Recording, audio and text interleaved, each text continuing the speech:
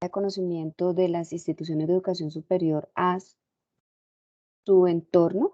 Mi nombre es Diana Sánchez, yo soy la coordinadora para el año administrativa para el año 2021 de la Red de Transferencia de Conocimiento e Innovación, que reúne a 17 instituciones de educación superior y como parte de todo este proceso, y como ustedes lo han podido vivir de primera mano, desarrolló este programa totalmente gratuito de 13 webinar, donde desde la experiencia, desde las buenas prácticas, que cada uno en sus áreas, oficinas o departamentos orientados a la innovación, a la transferencia de conocimiento, ha logrado adquirir, pues hemos venido trayendo una serie de temáticas. Los dos primeros webinars se dieron en el año 2020 y los 10 los estamos desarrollando durante el año 2021. Hoy estamos aquí reunidos para nuestro webinar número 11, que son casos de éxito, estructuración de proyectos de investigación, desarrollo e innovación, que busca presentar las lecciones aprendidas de la formulación de proyectos I+D+I y las oportunidades detectadas en su desarrollo. Nosotros hoy contamos con la participación de la Universidad del Rosario, del SENA, la Universidad Piloto de Colombia y la Universidad Nacional de Colombia, quienes desde sus diferentes especialidades, desde su experiencia, pues nos va a contar estos casos de éxito referidos a actividades de investigación, desarrollo e innovación. Para ello nos acompañan hoy en sala, como parte de este webinar, Catalina María Robles. Ella es profesional de transferencia de resultados de investigación de la Universidad del Rosario, ingeniera de producción agroindustrial y magíster en diseño y gestión de procesos. Catalina tiene experiencia en la identificación y maduración de resultados tecnológicos, desarrollo de estrategias para la implementación y validación de proyectos, apoyando el desarrollo de paquetes tecnológicos o de conocimiento para ser transferidos al entorno. También nos acompaña Leonardo Neusa Romero, que es gestor de investigación de la Universidad Piloto de Colombia, filósofo y licenciado en filosofía y magíster y especialista en filosofía contemporánea, más de 10 años de experiencia en cargos de alta responsabilidad en el manejo de temas de investigación, innovación y emprendimiento, formulación y gestión de proyectos, diseño curricular, dirección de grupos de investigación, estrategias para posicionamiento de grupos de investigación e investigadores, acreditación de programas y calidad académica, así como una sólida experiencia en tutorías y docencia virtual en diferentes plataformas de aprendizaje y herramientas TIC, y de igual forma se destaca un recorrido amplio en docencia en diferentes campos de la filosofía, la literatura, el derecho y la investigación. Junto a Catalina Leonardo tenemos a Lady Malagón, ella es líder CENOVA del Centro de la Tecnología del Diseño y la Productividad Empresarial de SENA Girardot. Lady es microbióloga industrial de la Pontificia Universidad Javeriana y magíster en innovación y desarrollo de proyectos de negocio de la Universidad de Valencia, España. 6 años liderando procesos de investigación aplicada, desarrollo tecnológico e innovación en el SENA, en Girardot, Cundinamarca. Experiencia en la formulación y ejecución de proyectos de investigación, innovación y emprendimiento, sistemas de prospectiva, vigilancia, inteligencia organizacional, gestión de resultados de investigación y desarrollo de estrategias de mecanismos de protección, dirección de grupos de investigación, gestión editorial de publicaciones científicas, diseño curricular, generación y aplicación de herramientas para la implementación y seguimiento de sistemas integrados de gestión, emprendedora entusiasta en el área de la innovación educativa. Y junto a Catalina, Leonardo y Lady, hoy nos acompaña el profesor Juan Evangelista Carulla Pornaguera, profesor titular de la Facultad de Medicina Veterinaria y Zootecnia de la Universidad Nacional de Colombia. Juan es zootecnista con magíster y doctorado de la Universidad de Nebraska, líder del grupo de investigación en nutrición animal, cuyo énfasis de investigación está asociado a los efectos de la alimentación de la vaca lechera sobre la producción y calidad de leche, miembro del Consejo Nacional de Mastitis y Calidad de Leche, miembro del Comité Científico de varias revistas científicas nacionales, amplio conocimiento del sector lácteo en Colombia y premio a la excelencia académica otorgado por el Consejo Superior Universitario en 2011. Y junto a Juan tenemos la participación de Aida Mayerly Púquene, que es la coordinadora del equipo de transferencia de conocimiento de la Universidad Nacional de Colombia, sede Bogotá. Aida es ingeniera industrial y magíster en ciencias de la ingeniería, ingeniería industrial, con énfasis en gestión de la innovación, y es candidata a PhD en administración de la Universidad Nacional de Colombia. Aida tiene más de 7 años coordinando el equipo de transferencia de la Universidad Nacional de Bogotá. Tiene experiencia en la realización de investigaciones y consultoría en gestión tecnológica y estratégica, diagnóstico, análisis de tendencias, escaneo, vigilancia y monitoreo, prospectiva, pronóstico de inteligencia, gerencia, coordinación y ejecución de proyectos en direccionamiento estratégico, competitividad y desarrollo tecnológico con entidades como el Ministerio de Comercio, Industria y Turismo, Ministerio de Agricultura y Desarrollo Rural, Dirección Nacional de Planeación y la British American Tobacco, Cotemar, entre otros.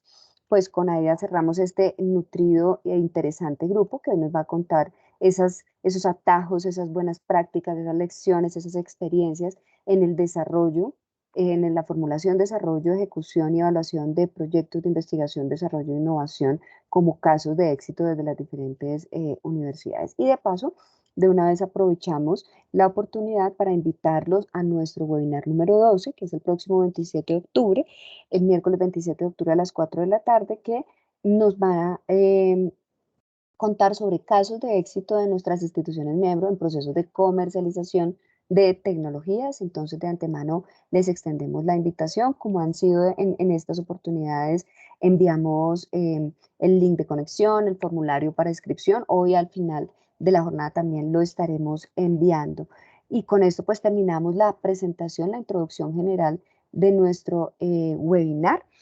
Em, Bienvenidos nuevamente, vamos a tener una sesión de aproximadamente una hora y al final Blanca Parra, que nos está apoyando, va a liderar la sesión de preguntas. Muchísimas gracias a todos, cualquier cosa estamos totalmente abiertos como red y los dejo en manos de Catalina, Lady, Aida, Leonardo y Juan en este webinar. Muchísimas gracias a todos.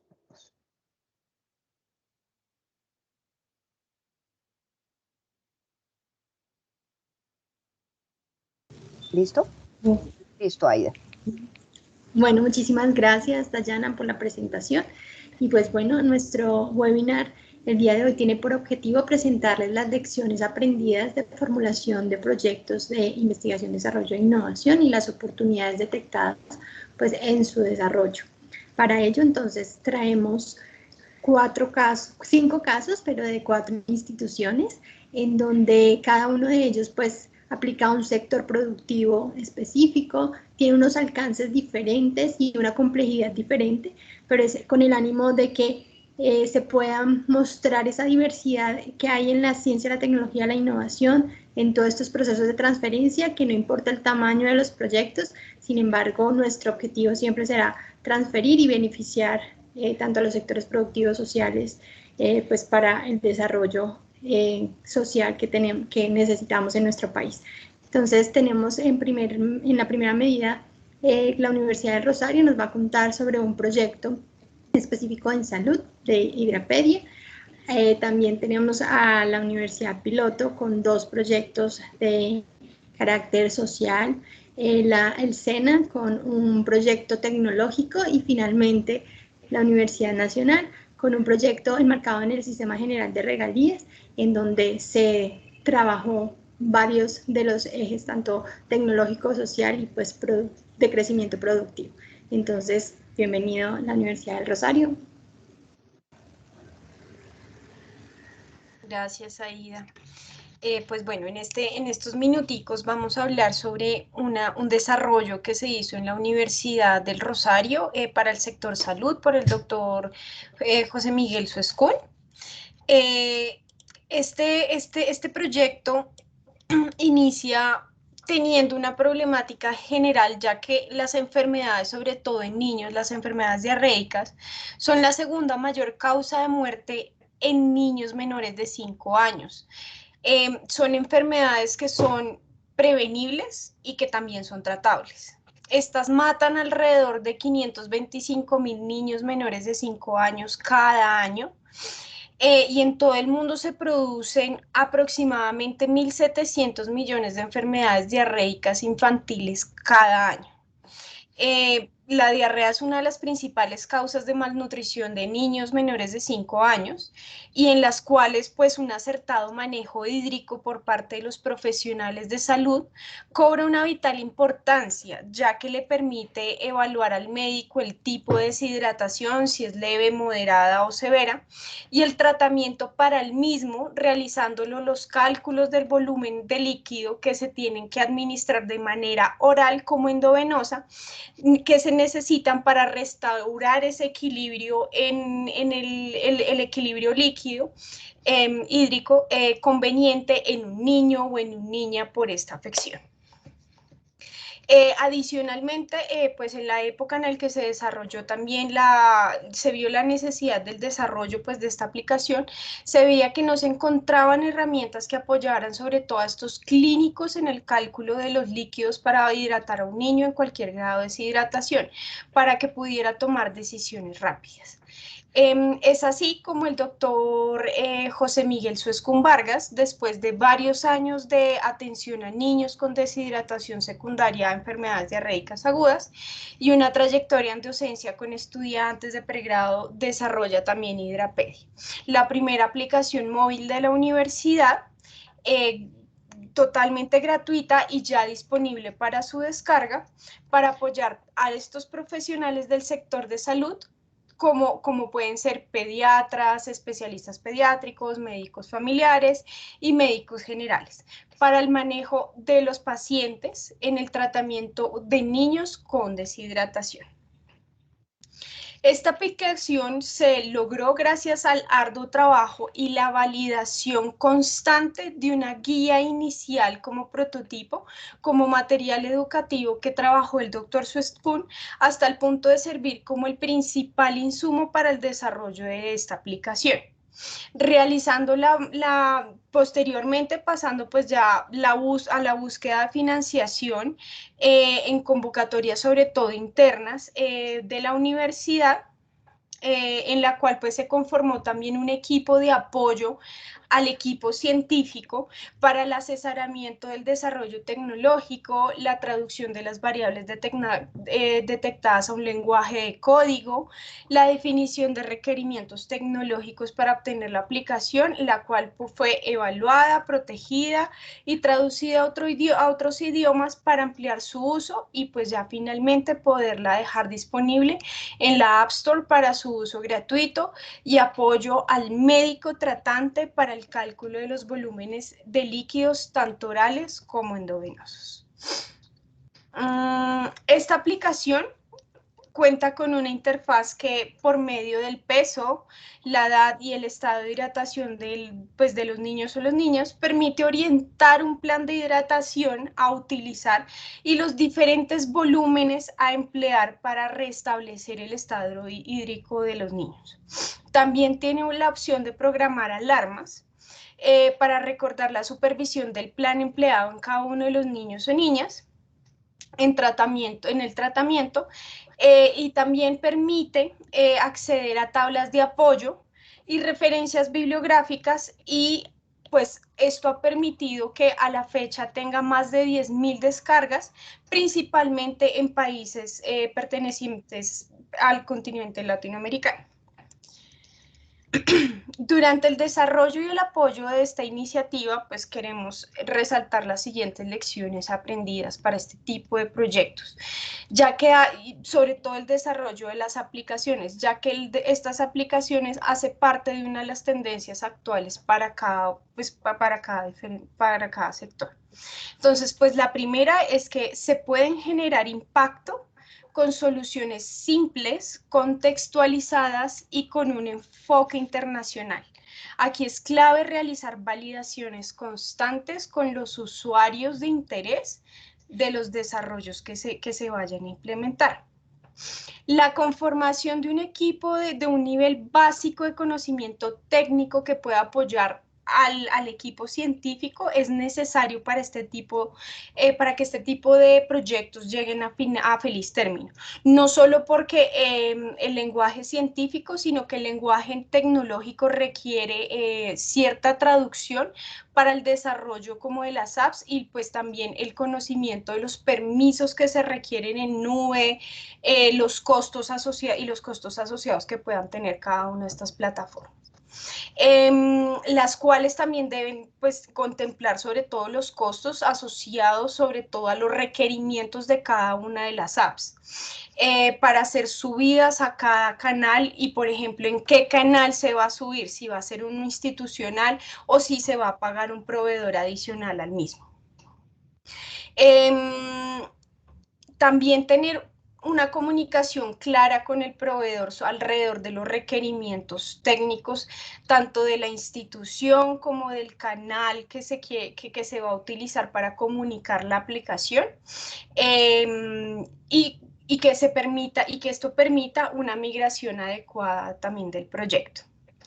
Y pues también tener en cuenta el tipo de información que se va a recolectar y si se va a recolectar información, ya que hoy la revisión de integridad científica, pues para desarrollo, sobre todo en el sector salud, es importante a futuro, además de, pues, de contemplar las normativas alrededor del tratamiento de datos y también los costos asociados que pueden haber alrededor del almacenamiento de los mismos.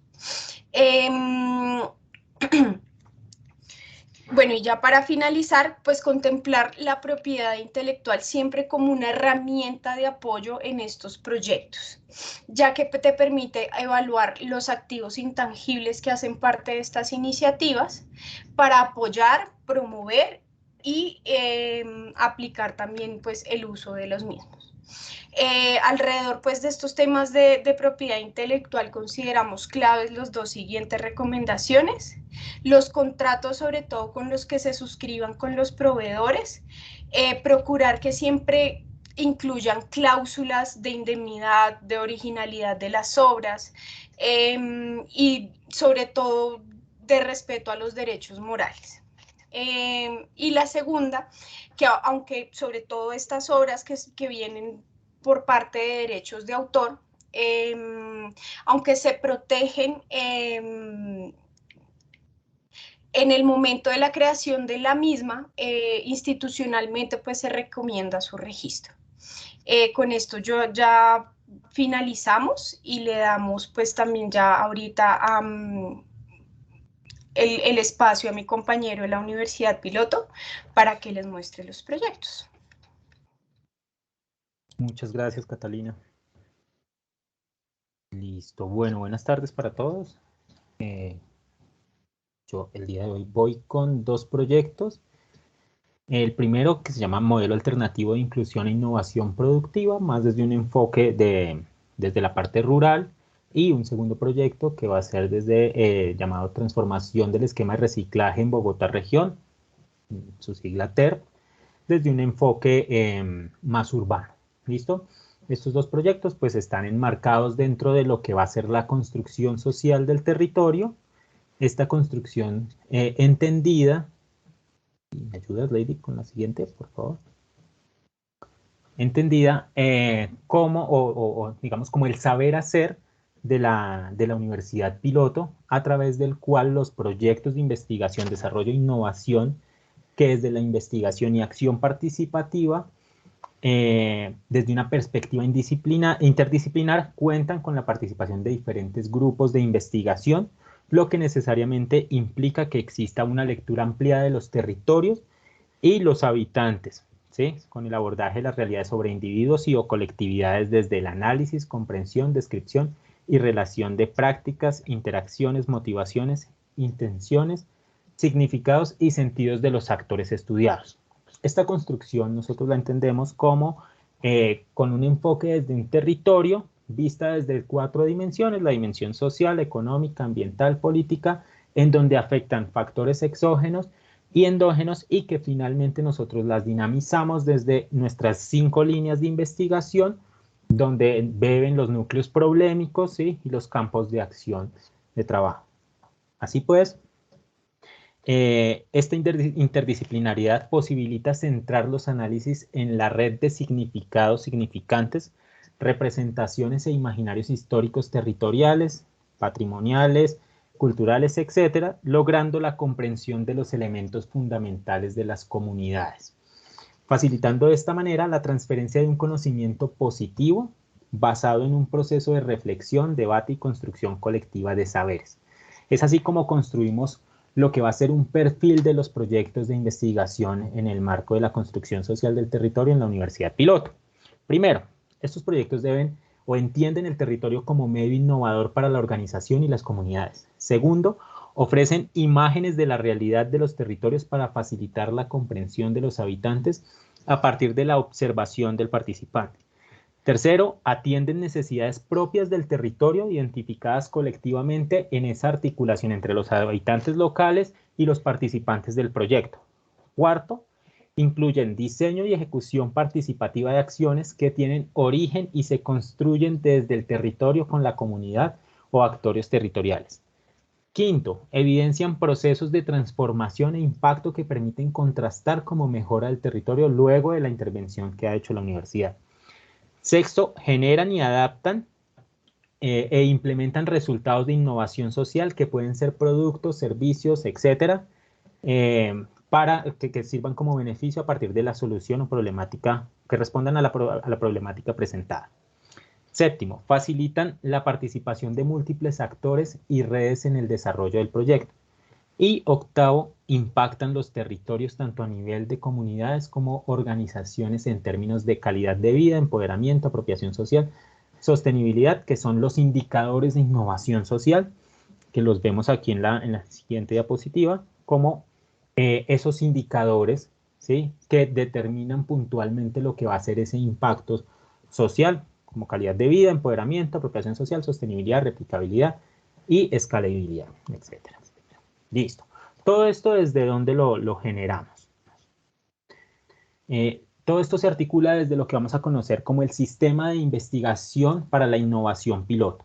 Este sistema, desde sus tres grandes ejes, que es la generación de conocimiento, la gestión de conocimiento y la transferencia de conocimiento, articula en los diferentes escenarios de investigación o desde los diferentes escenarios de investigación, como son los grupos de investigación, semilleros y proyectos de investigación, constantemente generan soluciones para responder a las necesidades de la academia, de las comunidades, de las instituciones públicas y de las empresas en el marco de lo que van a ser las 5 líneas de investigación, lo que lo constituye, digamos, como una experticia puntualmente en la construcción social del territorio.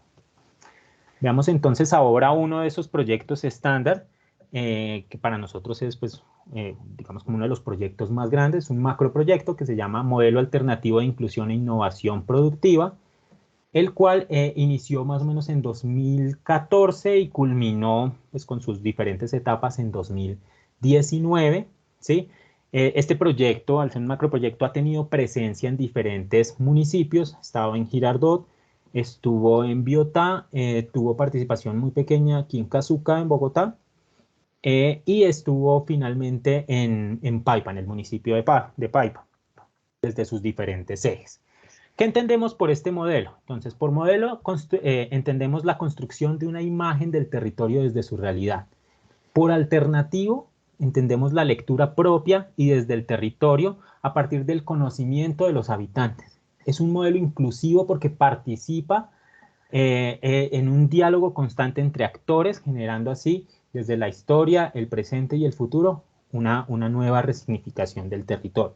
Y es innovador porque gestiona, a partir de la gestión del cambio, modelos de negocios, ingresos, soluciones y beneficios. Todo esto generando así una resignificación territorial, pero además se conecta con ese tejido social a partir de un proceso de perdón, confianza y tejido social, más un sistema de valor de instrumentos, planeación, asociatividad, productividad, marketing de lugares, escuela de paz, que generan o que dan como resultado un modelo de innovación para la paz. ¿Listo? Como actores participantes dentro del proyecto tuvimos la participación de 25 programas, académicos de pregrado y posgrado, articulados desde los diferentes escenarios, puntualmente desde los 9 grupos de investigación, con la presencia de más de 50 investigadores y más de 100 estudiantes en el recorrido de las diferentes etapas del proyecto. Ya como resultados de este modelo, entonces encontramos los cuatro ejes de articulación del modelo, encontrando en un primer punto el eje de caracterización territorial, en el cual se hizo, esto es puntualmente del MAI ejecutado en Biotá, en donde se logró un diagnóstico territorial del municipio, se formuló el Plan de Desarrollo Municipal 2016-2020, ¿sí? A nivel del segundo eje, que es el eje de emprendimiento productivo, asociatividad estratégica, se diagnosticaron las capacidades productivas y asociativas de 7 productos, los más representativos del territorio. Se realizó la evaluación ambiental del análisis del ciclo de vida, la implementación de buenas prácticas agrícolas en 33 fincas, la construcción de cadenas de valor para la producción de aguacate y cacao. Ya como una tercera, un tercer eje se genera la Escuela Popular de Inclusión e Innovación Productiva con la participación de 536 personas beneficiadas, con 34 capacitaciones y talleres en inclusión productiva, la formulación del Diplomado de Inclusión e Innovación Productiva y Social para la Paz, del cual 20 productores salieron certificados en este diplomado, ¿sí? También se hizo el diagnóstico de representaciones sociales e imaginarios colectivos de la comunidad y la caracterización de la familia campesina en Biotá, lo cual es fundamental dentro de la construcción del tejido social. Y finalmente el diseño del Código de Voluntariado de Conducta. Finalmente, en el último eje, en el cuarto eje, que es el eje de mercado de lugares, se comenzó con el inventario turístico y patrimonial del municipio como una forma de generar ingresos al municipio a partir de los diferentes sitios turísticos, tanto ambientales como patrimoniales. Se generó el diseño inicial del plan de mercadeo de lugares y se les hace la transferencia de la marca Biotá, ¿sí? Como lo vemos aquí en la siguiente diapositiva. Esta es la transferencia, vemos la marca aquí al lado, la cual se entrega directamente al alcalde en ese momento. Listo, eso es básicamente, digamos, lo que es el modelo MAIP, que pues, finalmente funciona como un compuesto de 4 ejes, ¿sí? Que pueden funcionar de manera independiente, pero que a su vez también pueden funcionar de manera articulada para hacer la lectura y digamos que la intervención dentro de un territorio. ¿Listo? Aquí vemos entonces el segundo proyecto, que es el proyecto de transformación del esquema de reciclaje de Bogotá Región. Este es un proyecto más reciente, estamos hablando más o menos de un proyecto que inició en el 2018 y que en este momento todavía está en su fase de desarrollo. Aquí vemos entonces, vamos a tener 4 etapas: los retos, la solución, involucrados e interesados y los impactos que esperamos del proyecto. A nivel de problemática, entonces, tenemos 2 problemáticas. La primera, el manejo de residuos, en donde encontramos lo siguiente. Bogotá, ciudad-región, no cuenta con un esquema de reciclaje articulado, lo cual genera que el 90% de los recorridos que hacen los recicladores sean autónomos. Segundo, no existe una comunicación entre los usuarios residenciales, comerciales e institucionales con los recicladores, ya que no existen horarios, rutas y frecuencias establecidas. Tercero, el usuario no sabe cómo separar adecuadamente los residuos, lo cual implica un mayor tiempo de separación y dificultad al acceso del material reciclable. Y cuarto, en Bogotá se recolectan tan solo 12.000 toneladas mensuales de residuos aprovechables de 227.600 toneladas que se producen al mes, ¿sí? Adicionalmente a eso, de esas 12.000 toneladas, de las cuales el 80% son aprovechables, en Bogotá solamente se aprovecha el 20% de la totalidad de residuos. ¿Sí? Entonces ahí ya tenemos de entrada un problema interesante. Por otra parte, tenemos el tema de la dignificación laboral del reciclador. Entonces, en promedio un reciclador recolecta entre 6 y 9 toneladas de material, lo cual significa un promedio de ingreso entre 480.000 a 750.000 pesos más o menos, ¿sí? Cual pues ya de entrada es representativamente negativo para ellos. Y segundo, la mayoría de los ciudadanos no reconocen al reciclador como un operador de servicio público, sino que lo ven como una persona informal o un habitante de calle, desconociendo completamente su oficio y su rol dentro de la sociedad. Para esto, entonces, TER plantea la siguiente solución, desde 4 puntos. Primero, la definición de un esquema colaborativo de recolección de residuos aprovechables, la construcción de una red de valor. Segundo, la implementación de una TIC, un software con una app en el que se articula el proceso del reciclador, ¿sí? Y se articulen los diferentes usuarios, el usuario, el reciclador, las asociaciones, los bodegueros, la empresa, la industria, etcétera, que estemos todos articulados a partir de esa app. Tercero, un entrenamiento a usuarios para la separación adecuada de los residuos, ¿sí? A partir de desarrollos de contenidos virtuales. Esto es muy bueno porque digamos que en este momento estamos trabajando puntualmente con la construcción de un videojuego que complementa no solo la parte informativa que se iba a dar en el esquema de relacionado con el reciclador, sino que además va desde una manera lúdica a permitir que yo interactúe y aprenda a hacer el ejercicio de clasificación de los residuos. Entonces, esta es una de las cosas que más importante, digamos, se ha hecho dentro del desarrollo actual del proyecto. Y finalmente, está la resignificación del reciclador para ser identificado por la comunidad como un prestador de servicio público. Estos 4 puntos, perdóname, se van a dar dentro de 5 fases. La primera, que es diseñar el esquema operativo de reciclaje. La segunda, el diseño de la app. La tercera, desarrollo e implementación de la estrategia. Cuarto, un desarrollo de componente social. Quinta, la generación de alianzas y convenios con el fin de que al finalizar el proyecto hayamos impactado 19 localidades, ¿sí? 2.700 recicladores de 13 asociaciones y 170.000 usuarios en general de estas 19 localidades. Listo, dentro de los impactos a nivel de resignificación laboral, entonces pues viene todo el resignificado, la resignificación de la memoria del reciclador, ¿sí? Mejorar la calidad de vida de los recicladores y aumentar claramente sus ingresos.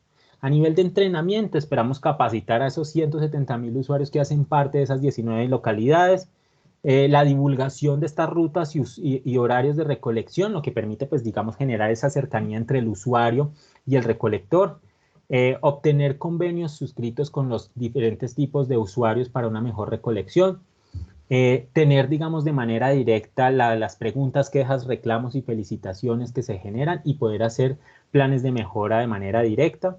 A nivel de la implementación de TIC, entonces esperamos tener el 80% de la cobertura para la recolección de residuos aprovechables en Bogotá, mejorar la disposición de residuos, aumentar el material aprovechable, disminuir el impacto ambiental, y crear y dinamizar la comunicación entre usuarios y recicladores. Ya a nivel de colaborativo, crear un esquema colaborativo entre la red, disminuir la informalidad y mejorar el servicio prestado, implementar planes de bienestar para la mejora de la calidad de vida, generar una cultura de reciclaje consciente y sostenible, la activación de capacidades para el mejoramiento y la innovación en las asociaciones y la oportunidad de las empresas de dar cumplimiento a la normatividad exigida. Finalmente, entonces aquí vemos los involucrados que en estos años han estado presentes, dando, digamos, como pues, un reconocimiento directo y fuerte a Ecoalianza, que es la empresa que ha estado más cercana con nosotros, el tema de CONET y el tema de la especialización inteligente, también muy articulados, Cámara de Comercio y la Alcaldía en general.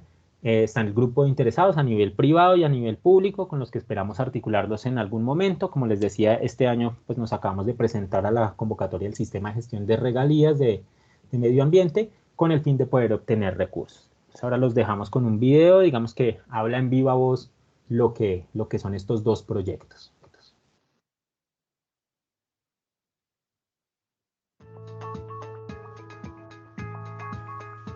Modelo alternativo de inclusión e innovación productiva MAIP. Un modelo de innovación social que transforma territorios en comunidades de paz. 2 municipios del departamento de Cundinamarca. Más de 700 personas beneficiadas. Más de 10 metodologías de construcción social para territorios.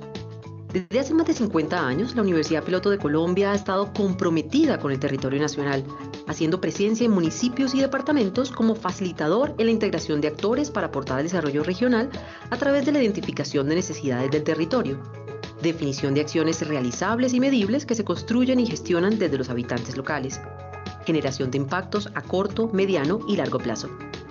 Actualmente, la Universidad Piloto de Colombia hace presencia en más de 20 municipios ubicados en los departamentos de Cundinamarca, Cauca y Amazonas, con proyectos de investigación e innovación orientados a la construcción social del territorio.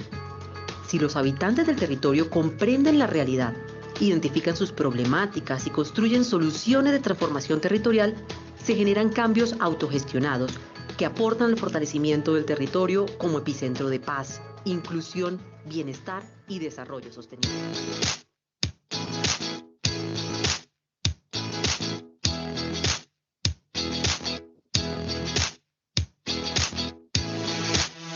Buenos días. La alianza que tiene la Universidad Piloto de Colombia con la Asociación de Recicladores Ecoalianza Estratégica es una alianza para la creación del proyecto TER Bogotá Ciudad Inteligente, en donde nosotros como Asociación de Recicladores estamos proyectando la utilización de herramientas TIC para el control y monitoreo y supervisión de nuestros recicladores de oficio.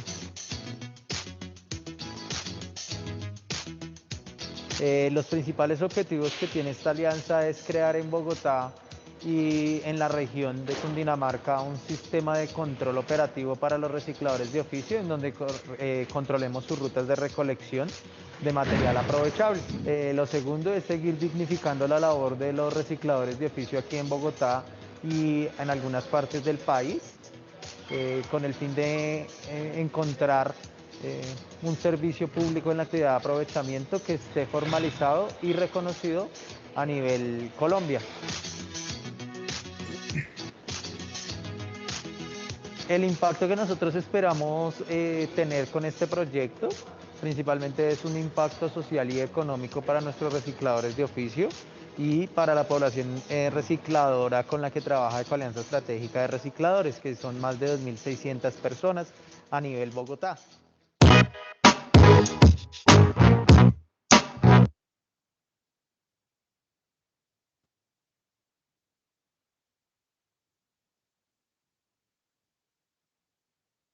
Listo, muchas gracias, Lady. Ya para finalizar, entonces, ¿qué lecciones aprendidas hemos tenido de estos dos proyectos? Primero, en la formulación del proyecto o de los proyectos que se generan con territorio es preciso involucrar desde el principio, incluso desde la formulación, los grupos de interés.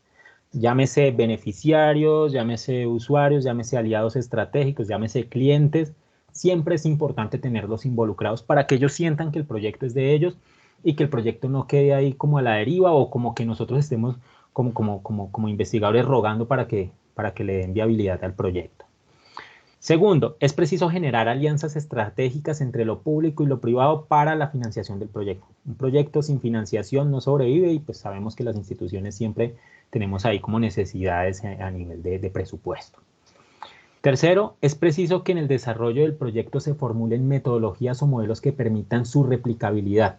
Entonces, si queremos impactar en el territorio, es importante generar esas metodologías que se puedan replicar posteriormente y que nos genere una experticia que se replique en los diferentes escenarios y por la cual podamos en algún momento tener un retroactivo a futuro. Cuarto, una vez consolidada la metodología, se requiere que se postule el proyecto a diferentes convocatorias públicas o privadas que permita la consecución de recursos, ¿sí? Y que nos genere la posibilidad de articularnos con otras empresas, con otras instituciones o con otras entidades.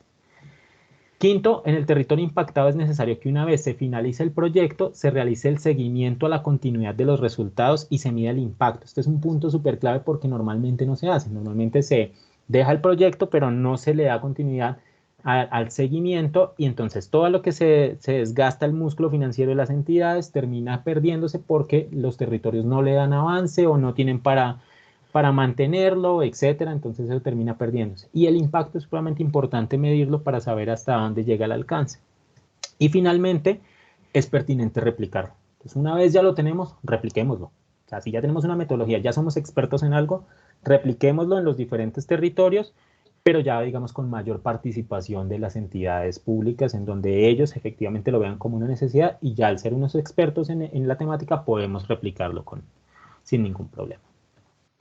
Listo, ahora doy paso a nuestra compañera Lady, que viene con un proyecto interesante de transformación de frijol de soya. Lady, muchas gracias. Con esto culmino. Muchísimas gracias. Sí, Leonardo, muchísimas gracias. Bueno, siguiendo con esta ruta que nosotros quisimos traer para ustedes el día de hoy, pues es importante para nosotros comentarles que estos proyectos son casos de éxito para nosotros. Tal vez en torno a lo que ustedes están esperando de la red de transferencia al final puede que no hayan sido transferidos, pero son casos de éxito por la cantidad de lecciones aprendidas que nos han dejado. Es así entonces como desde el Servicio Nacional de Aprendizaje SENA, específicamente el Centro de la Tecnología, el Diseño y la Productividad Empresarial, pues les vamos a comentar este caso de éxito de un proyecto del área de agroindustria que tiene que ver con la transformación del frijol de soya. ¿Cuál fue nuestra problemática? Pues ustedes saben que el SENA hace presencia en todos los departamentos y me atrevo a decir que en todos los municipios del país. En su momento, nuestros instructores del área de agroindustria trabajaron con unas asociaciones y con unas madres cabezas de familia que preparaban a través de la masa y la bebida del frijol de soya unos productos para unos niños de educación básica en los colegios y también para adulto mayor. Entonces, preparaban más o menos 850 refrigerios por colegio, dependiendo de la asociación. Y en su momento, entonces, la gobernación de Cundinamarca se une con el Club Rotario, con las Secretarías de Desarrollo Social y entregan unas plantas de transformación de frijol de soya para estas comunidades y para estas asociaciones. ¿Qué pasaba en ese momento? Tal vez en la imagen de la mitad ustedes pueden ver que esas plantas que se entregaron seguían siendo muy rústicas, ¿verdad? Y se tenían pues bastantes problemáticas en el momento de la producción de la bebida y la masa de soya. Primero, pues teníamos una manipulación excesiva del producto, es decir, que estábamos haciendo un inadecuado proceso de transformación. Aparte, no estaban estandarizados los procesos. No sé si ustedes saben, pero el frijol de la soya tiene un sabor característico que muchas veces se enmascara en la agroindustria. Y pues debido a la utilización de esa tecnología artesanal, pues veíamos que no se estaba como cumpliendo con las condiciones organolépticas del producto. ¿Cómo se hacía? Entonces se tenía el frijol de soya, no sabíamos de dónde venía ese frijol de soya, si era transgénico, si no era transgénico, pero pues igual llegaba el frijol de soya, se hidrataba, después se molía, se hacía un proceso de cocción, se filtraba y se sacaba entonces la bebida de soya, ¿cierto? O leche de soya como le dicen ahora, y también una masa. Pero ¿con qué condiciones estaba hecha esta bebida y esta masa? Resulta que en ese proyecto también de la gobernación y en su momento también con un programa que se tenía en la presidencia, pues nos dimos cuenta o se dieron cuenta ellos, y hubo varios estudios incluso de la Universidad Nacional, en donde identificaron los factores antinutricionales del frijol de la soya. ¿A qué se referían con antinutricionales? No significa que la soya no tenga características importantes, sino que generaba distensión abdominal muy fuerte, sobre todo en los climas muy fríos. Entonces, pues todo esto hizo que nosotros nos replanteáramos o planteáramos mejor una idea o una necesidad de poder apoyar a todas estas asociaciones y teniendo pues en cuenta los grupos focales que ellos atendían. Es así entonces como desde el centro de formación con el grupo de investigación, estos instructores que vieron esa necesidad, y debo decirlo, con el apoyo, y aquí ya empezamos a trabajar en red del ICTA, del Instituto de Ciencia y Tecnología de Alimentos de la Universidad Nacional, y la doctora Marta Kikazán, quien nos apoya a nosotros bajo su tesis doctoral, y empezamos nosotros a diseñar un equipo que permitía, a bajo costo, debo decirlo, que permitía controlar esos factores antinutricionales del frijol de soya, permitía que esa problemática que teníamos al principio, que era la excesiva manipulación y demás, pues efectivamente no se diera más, y es así como nosotros diseñamos y fabricamos una planta de nivel laboratorio para resolver estas necesidades particulares. Entonces, a partir de ese diseño que fue en el año 2015, pues empieza un recorrido muy interesante para nosotros como grupo de investigación, porque entonces durante ese año hicimos el diseño y la construcción de esos prototipos. Debo de manifestarlo también que para el Servicio Nacional de Aprendizaje en ese año inicia esta estrategia. El SENA siempre ha hecho desarrollos tecnológicos, pero no existía un sistema de investigación, desarrollo tecnológico e innovación como lo conocemos en nuestra institución como CENNOVA, no existía. Entonces empieza en ese año, nosotros en ese año entonces diseñamos y construimos esos prototipos. Nos empezamos a dar cuenta, a conocer todo este mundo de la propiedad industrial, que pues podía ser viable que esto tuviera un posible mecanismo de protección, y entonces decidimos participar nosotros en algo que se llamaba Brigadas de Patentes con CONET Bogotá Región. Y allí llevamos varias tecnologías, empezamos a conseguir información, a hacer como crecer esa curva de conocimiento que teníamos nosotros como grupo de investigación. Y allí se hizo la identificación temprana de tecnologías susceptibles de protección industrial. Allí encontramos que esas tecnologías 2 eran susceptibles de protección industrial, y en el siguiente año, en el 2017, nos presentamos al Fondo de Fomento a la Protección de Invenciones, en su momento Colciencias. Entonces, en el 2017, esta alianza tripartita entre Colciencias, nosotros como SENA y un grupo de abogados expertos que fue parte de lo que tenía esta convocatoria, nosotros trabajamos con Clarimodec y empezamos a presentar todas las reivindicaciones ante la Superintendencia de Industria y Comercio, y entonces allí pudimos presentarnos a esta convocatoria. En el 2018, aunque no nos habían dado la respuesta de las patentes aún, pensábamos ya en ese momento qué íbamos a hacer nosotros como institución si era viable que nos otorgaran esas 2 patentes de invención. Nosotros patentamos tanto el proceso, que es un intangible, como la planta, que era ese producto que teníamos allí tangible. Y conocimos a la red, en su momento se llamaba Red TT Colombia, Red de Transferencia de Tecnologías. Como todos los procesos de innovación, no solamente nuestro grupo ni nuestra institución, sino que también la red tiene un proceso de transformación. Ahora se llama Red de Transferencia de Conocimiento e Innovación, porque nos dimos cuenta que no solamente transferíamos tecnologías, y presentamos un proyecto pues para que nos aceptaran y poder ampliar esa curva de aprendizaje y determinar qué seguía después de que nos dieran esas patentes, qué seguía como institución, qué seguía como para nosotros como grupo. Entonces, todo esto nos lleva a que en el 2019 presentemos una estrategia denominada el Modelo de Gestión de Resultados de Investigación para nuestra institución como grupo de investigación. Era muy curioso porque nosotros pues nos íbamos como con nuestros diseños y nuestro proceso debajo del brazo, pues esperando a ver cómo qué iba a pasar con esto, y empezamos entonces durante ese año a identificar qué era el grado de madurez de las tecnologías y empezamos a conocer esta definición de los TRL, ¿cierto? Entonces estos TRLs nosotros tuvimos la posibilidad de participar en diferentes escenarios, en diferentes trabajos colaborativos con instituciones, empresas y demás, y nos dimos cuenta que esa tecnología que nosotros habíamos diseñado y propuesto estaba en un TRL7, y nosotros, wow, o sea, no sabíamos que estábamos en ese nivel en su momento, y es allí cuando empezamos a plantear que definitivamente dentro de nuestra institución, como nosotros hacemos investigación, sí o sí, investigación aplicada y trabajamos directamente con las comunidades y con el sector productivo, pues tenemos realmente unos desarrollos tecnológicos o unos productos que están ya prácticamente listos para un entorno real. Entonces empezamos a conocer todo este tema de los TRL, estábamos en un TRL7, y esto nos ha llevado para seguir trabajando en este incremento del estado de madurez de nuestras tecnologías, a proponer entonces con Girardot un proyecto que ya tiene un impacto muchísimo más grande y poder pasar entonces de ese TRL7 probablemente a un TRL8, un TRL9, en donde ya tenemos un tema de producción, un tema de competitividad, y ahora que estamos hablando de todo el tema de la reactivación económica, pues se ve muchísimo más amplio. Entonces diseñamos una planta ya de producción para la transformación agroindustrial del frijol del soya.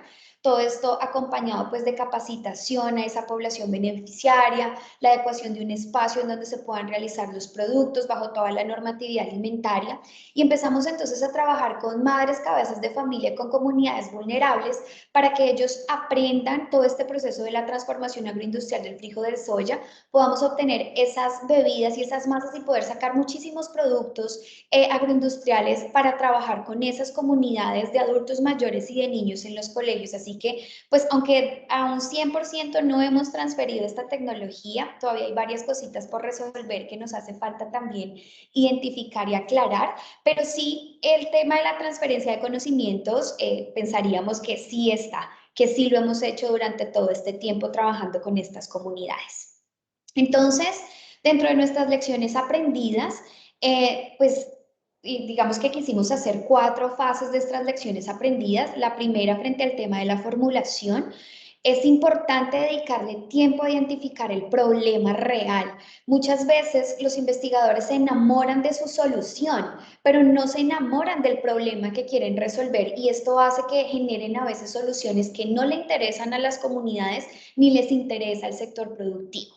Es también importante validar el alcance, aunque en este proyecto es interesante decirlo que habíamos determinado un alcance y eso se fue creciendo, pero allí también depende de nuestra capacidad institucional de cambiar y adaptarnos a lo que pasa, pero sí es importante igual definir y validar cuál es el alcance de tu capacidad instalada, de tus investigadores, de tu institución, para poder obtener estos resultados finales y usar herramientas de vigilancia tecnológica.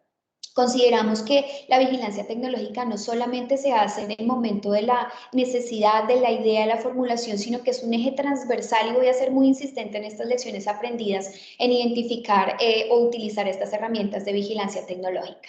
Frente a la ejecución, pues registrar periódicamente los avances del proyecto. Muchas veces como que nosotros se nos olvida llevar ese diario de campo como que hemos hecho y cuando ya nos piden al final informes se nos quedan muchas cosas por allá ocultas porque no tuvimos ese registro periódico de esos avances. Importante no temerle al fracaso, esto hace parte de los procesos de innovación, de desarrollo tecnológico, de innovación, y para que te descompliques un poco y no le temas al fracaso, es importante validarlo con grupos de interés, ya sea con tus comunidades, con tu sector productivo, con tus pares, pero estar todo el tiempo validando este tipo de ejercicios. Y nuevamente en la ejecución, el uso de herramientas de BT. Frente al tema de divulgación y propiedad intelectual, es importante identificar los mecanismos de protección que existen, los tiempos, no solamente eso, sino los costos y lo que implica para ti como institución escoger un mecanismo u otro, pero hay que escogerlos y hay que conocerlos, tenemos que quitarnos un poquito esa venda de que eso es difícil, de que eso es complejo, de que es costoso, puede que al final digamos que sí a todo, pero es algo necesario, entonces es importante identificar esos mecanismos de protección. Y tengan mucho cuidado al divulgar. A nosotros nos pasó que cuando empezamos, y esto es un proceso tan largo, nosotros en el 2017 radicamos las patentes y hasta el 2019 no las otorgaron, pero miren que los equipos los construimos en el 2015. Entonces muchas veces también por el afán de mostrar y que nos piden que los artículos y demás, contamos cositas importantes que pueden afectar la novedad en el momento de patentar si es lo que quieres. También importante mencionar que aunque las patentes son el producto top, es importante, dependiendo de lo que tu institución quiera y lo que tú quieras en ese proyecto y hacia dónde quieres llegar, cuál vas a escoger, porque no solamente ese es el que existe, hay muchísimos más. Y nuevamente el uso de herramientas de vigilancia tecnológica. Y cuando vamos a escoger un mecanismo de protección, aún más se debe hacer énfasis en vigilancia tecnológica para saber qué hay parecido, qué novedades son, qué inventos, señor, ¿hola? ¿Qué inventos son similares a los nuestros? Y también en temas de transferencia e innovación, pues muy importante tener clara que una invención no es una innovación, que tenemos también un trabajo activo con los grupos de interés y que tenemos un trabajo en red. Algo que les quiero comentar para finalizar en este minuto y 40 que queda de mi presentación es acerca de la gestión de los resultados de investigación. Todo esto de tener estas patentes, el SENA ya tenía patentes, pero las patentes estaban con los tecnoparques o con empresas aliadas. Las dos patentes que les estamos comentando fueron las dos primeras patentes directas de nuestra institución, de patentes de invención. Entonces, esto nos llevó a replantear un poco cómo nos organizamos como institución.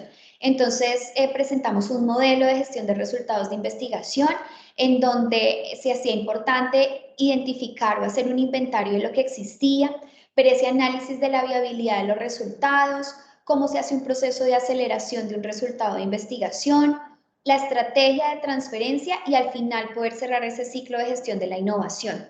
Entonces esto nos llevó a nosotros, y si por eso también hablaba del alcance de los proyectos, porque eso es también muy importante y valioso, esto desbordó también un poco nuestro alcance porque nos llevó a replantearnos también como institución y como grupo. Entonces se formula desde el Centro de Formación, se propone una plataforma para valorar esos resultados de investigación. Hicimos un inventario de todos esos resultados de investigación de los grupos que existen a nivel nacional y es así entonces como nace VALTEC, que es una plataforma de valoración de tecnologías con la que cuenta el SENA y seguimos en proceso de cambio, en proceso de transformación, en proceso de aprendizaje para poder a futuro el SENA hacer todos estos procesos de transferencia tecnológica que queremos hacer como institución. Esa es mi última diapositiva, así que muchísimas gracias. Esta fue nuestra experiencia, nuestro caso de éxito. Y ahora le doy paso a la Universidad Nacional, quien va a cerrar esta curva de aprendizaje o esta línea que nosotros les quisimos mostrar aquí de casos de éxito en la formulación de proyectos. Muchas gracias.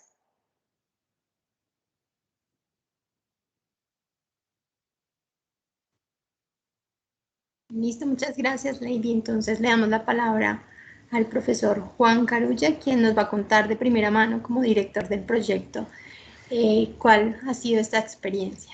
Gracias, profesor, por acompañarnos a esta red de transferencia e innovación. Bueno, muy buenas tardes a todos y a los invitados anteriores. Han hecho un muy buen trabajo de reflexionar un poquito sobre lo que implica la transferencia de conocimiento e innovación a las comunidades. Yo voy a hacer una presentación de un proyecto que se denominó Innovación, Ciencia y Tecnología para la... Déjame la anterior, por favor. Para los productores de leche en la provincia de Ubaté. Y tengo esta foto allí porque el proyecto obedeció un poquito a una necesidad sentida del sector lácteo. Justo, digamos, el proyecto se realizó después del paro nacional agrario hace unos años y se gestó como una presión de la comunidad sobre los políticos de la región y sobre la gobernación. Y fue un tema muy importante para desarrollar este proyecto, digamos, la situación particular por la cual estaba atravesando el sector. Siguiente.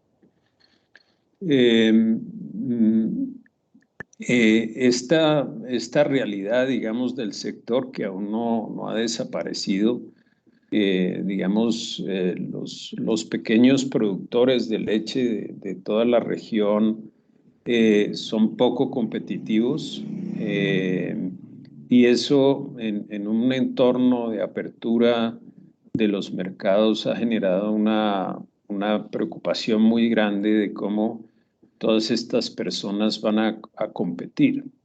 Este proyecto pues, fue gestado inicialmente entre la universidad y la gobernación y adicionalmente tuvimos dos instituciones aliadas, La Salle y Corpoica, que actualmente se denomina Agrosavia. Siguiente. El objeto del proyecto pues, era mejorar la competitividad y la competitividad de los productores de leche de la provincia, ¿sí? Básicamente mirando cómo sus sistemas de producción se hacían más eficientes y pensando que ellos pudieran tener acceso a mercados digamos, esos efectos productivos debían acercarlos a los mercados y en el mismo proyecto se buscaba generar tecnología y todo el proyecto estaba, digamos,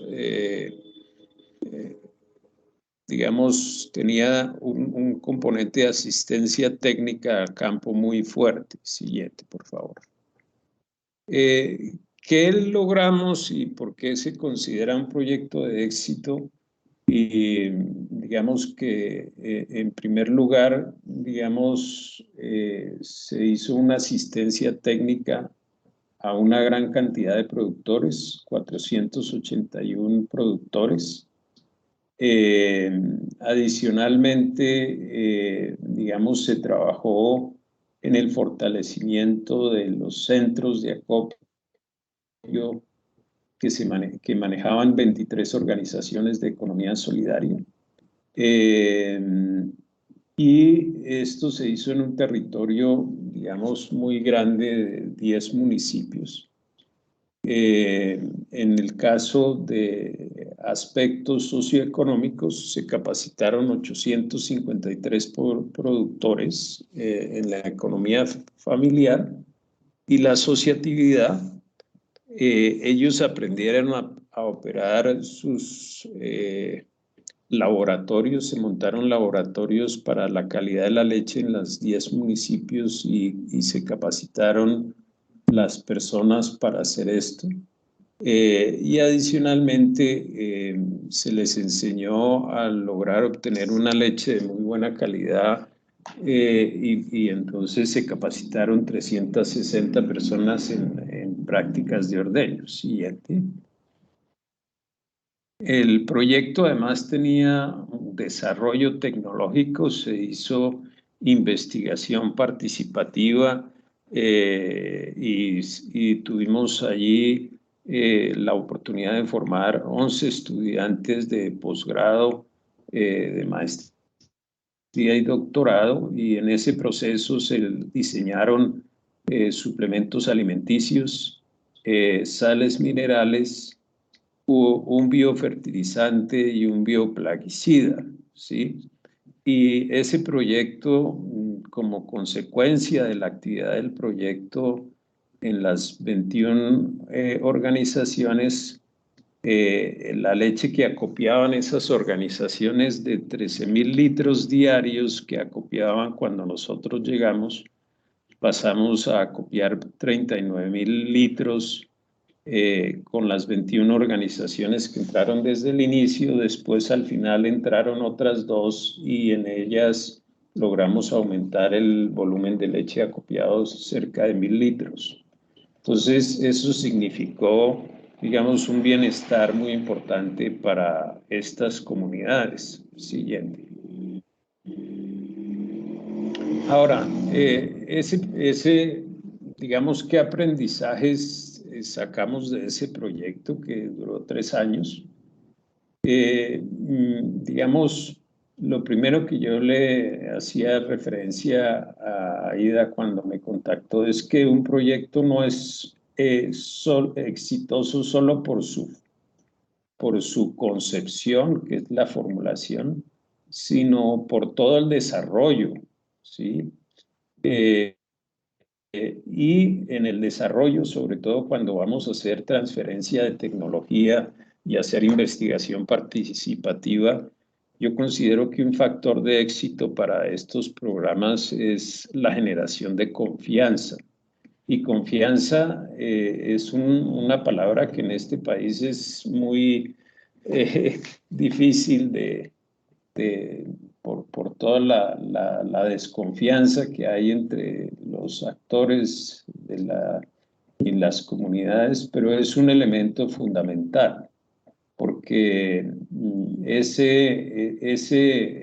generación de confianza permite avanzar de manera importante en diferentes momentos del proyecto. Siguiente. Una parte importante de confianza se genera inicialmente, en este caso fue la articulación entre la universidad y la gobernación, ¿sí? Allí se gestó una primera generación de confianza en que la universidad puede ayudar a resolver una situación, y en segundo lugar que la gobernación pues tiene unas necesidades y está confiando en una institución para solucionarlas. Y esa confianza se logra pues porque hay una experiencia y un conocimiento previos acerca del sector. Otro aspecto de la confianza es ya con los actores donde se va a hacer la intervención, ¿sí? Y ahí es más difícil, porque la confianza requiere, digamos, tiempo, sobre todo con los productores en el campo, requieren tiempo, y ahí es importante, digamos, que incentivar e involucrar a los actores en esa planeación y en la ejecución de las actividades del proyecto. Entonces debe ser un proceso participativo. Bien.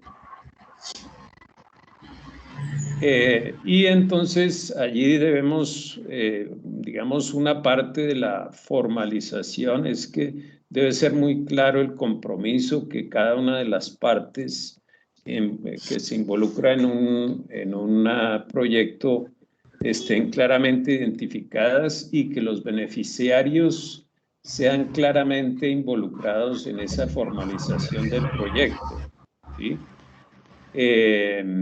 digamos, la formalización implica también que haya una voluntad política, en este caso de la gobernación, para avanzar en todo la tema. Y tuvimos muchas dificultades inicialmente para formalizar el proyecto en aspectos administrativos. No fue solamente la formulación, sino después vino una cantidad de aspectos asociados.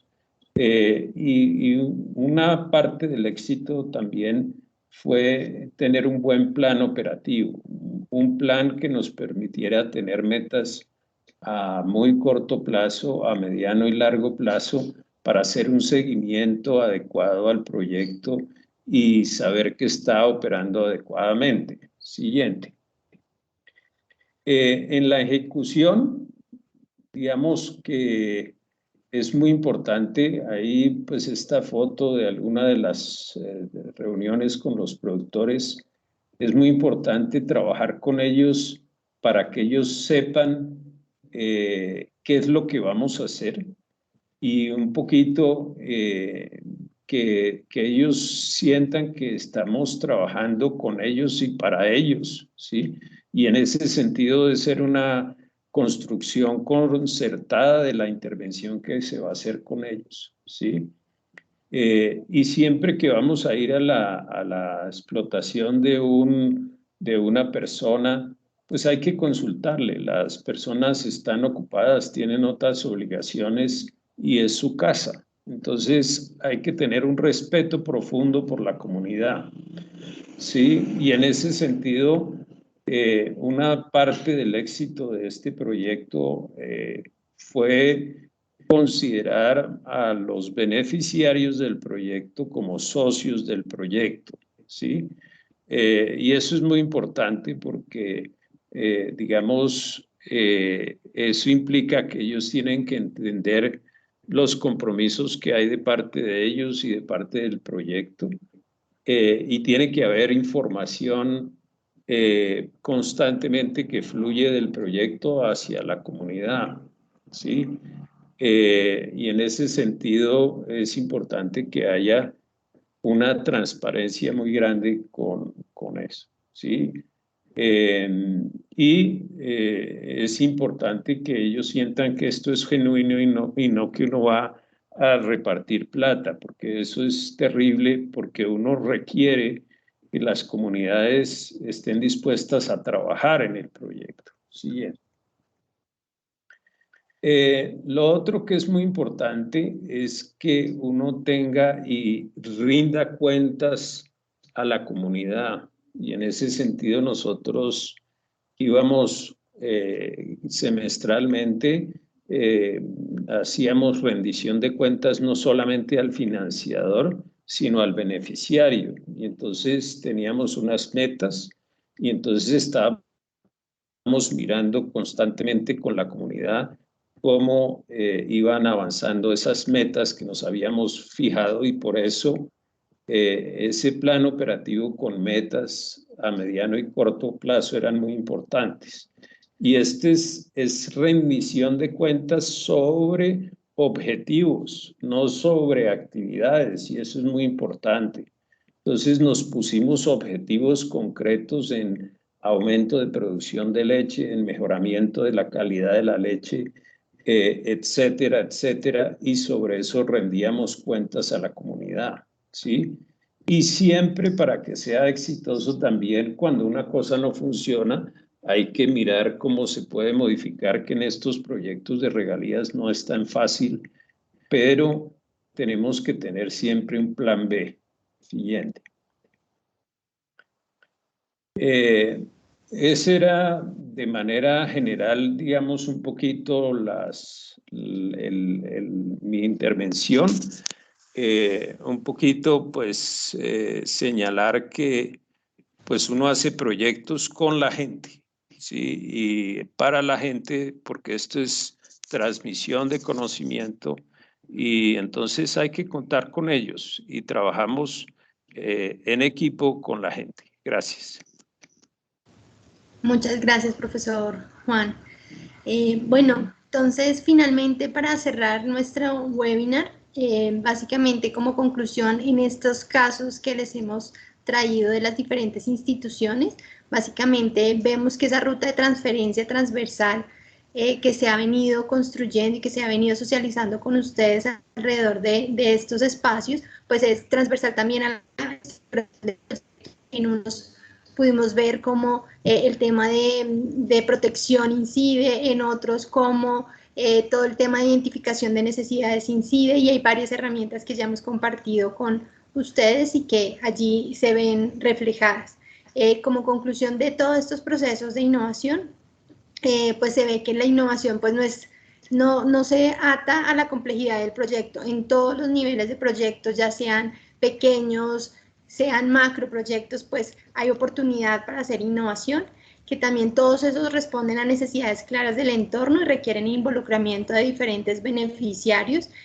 Nos lo recalcaban en todos los proyectos, el estar involucrándolos, el contar con ellos. El conocimiento no solamente se genera desde la academia, sino que se construye y es un trabajo también recíproco. Obviamente hay mucha experiencia en todos los grupos de investigación con los que contamos en nuestras instituciones, pero realmente esa transferencia se da cuando involucramos a los demás actores. Los resultados no solo redundan en lo propio del proyecto, cada uno pues tiene sus logros, sino que también da aprendizajes para las instituciones, para los procesos que se van haciendo y se van consolidando, tal cual como nos lo contaba el SENA. Y finalmente, pues la generación de confianza, como nos lo recalcaba nuestro último director de proyecto, es efectiva para que esa transferencia sea fundamental en lo que nosotros buscamos como estructuración de proyectos. Entonces, pues agradecemos a todos la atención y quedamos en la espera de resolver sus inquietudes.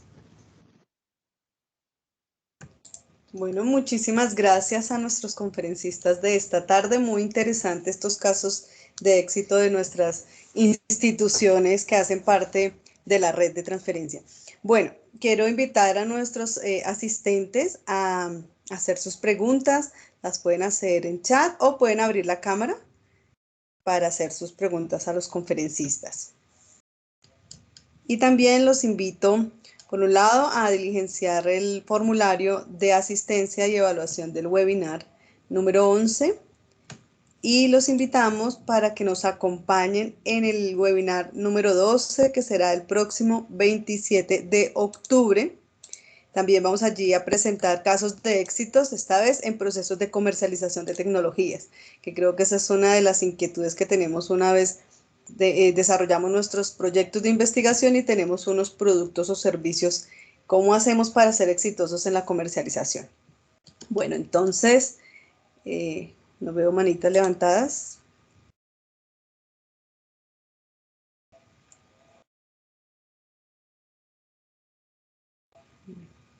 Yo veo aquí una manito levantada, ¿sí? Es que no la logro identificar aún. ¿Puedes abrir el micrófono? Sí, buenas tardes. Ah, ya te vi. Sí, señor, buenas tardes. Yo quiero aprovechar y, por supuesto, primero saludar a Juan Carulla. Juan, soy Oscar Duarte.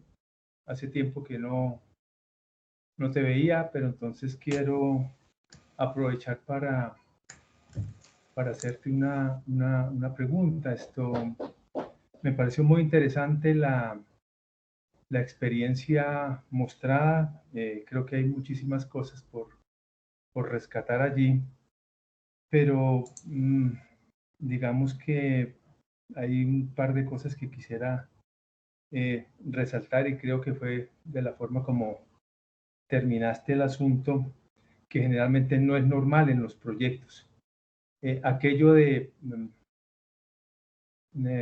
rendirle cuentas al beneficiario, eso es un asunto que creo que tenemos que aprender absolutamente todos, y supongo que eso se logra, por supuesto, con confianza. Pero lo que te quiero preguntar, Juan, es esto: como generalmente el beneficiario no está acostumbrado a ser partícipe de ese tipo de acciones, además de la confianza, ¿cómo se logra para que ellos realmente se involucren en el proyecto, se sientan motivados para que hagan parte de eso y que esa rendición de cuentas realmente sea una muy buena rendición de cuentas y se puedan obtener los beneficios como los que se mostraron en el proyecto.